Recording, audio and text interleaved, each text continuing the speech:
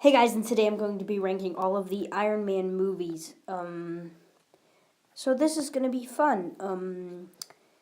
Yeah, let's just get into it. At number 3, we have Iron Man 2.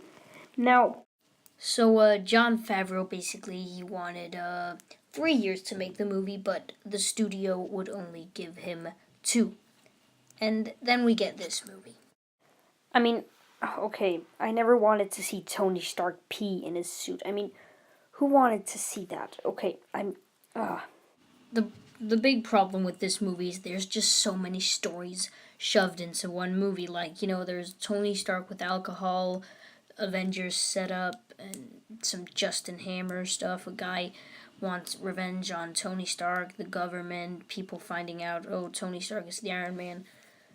So much stuff shoved into one single movie, and it doesn't work.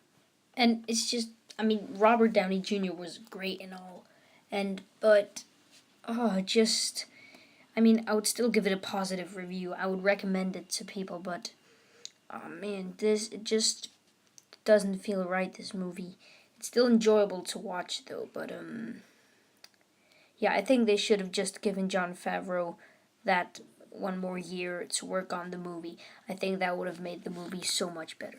I would give this movie a 6 out of 10. I didn't really like this movie. It wasn't that good. Coming in at number 2, we have Iron Man 3. Now, the thing with this one. Now, sure, there are great things about this movie. There is Robert Downey Jr. is great. He always is, and there's the thing about him, PTSD after the Avengers, that's good. The kid, I liked him. But the main thing about this movie that bothered people is the Mandarin. The Mandarin twist.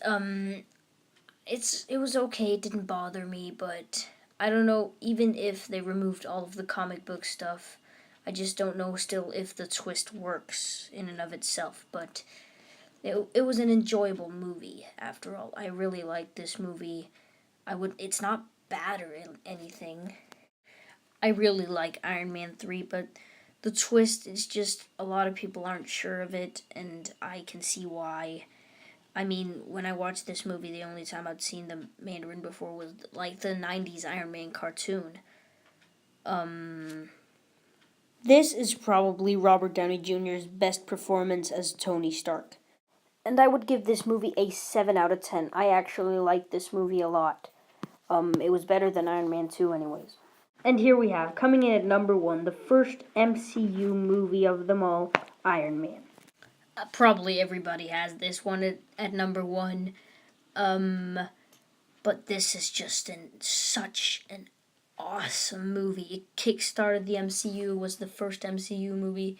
It was so surprising, and it was one of the movies that helped me to really get into comic books. Batman Begins was the main movie that helped me get into comic books, but it was Iron Man that gave me that last kick, just that last kick in the butt to fall into the world of comics.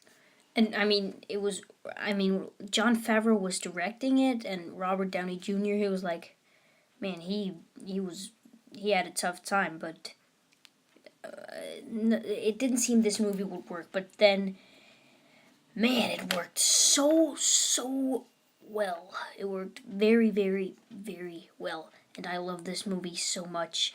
My biggest complaint with it is probably the villain, Ironmonger. I didn't like him that much.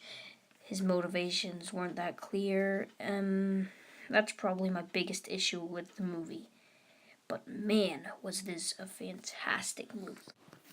And I will give this movie a very strong 9. This was an awesome movie and the perfect way to start the MCU.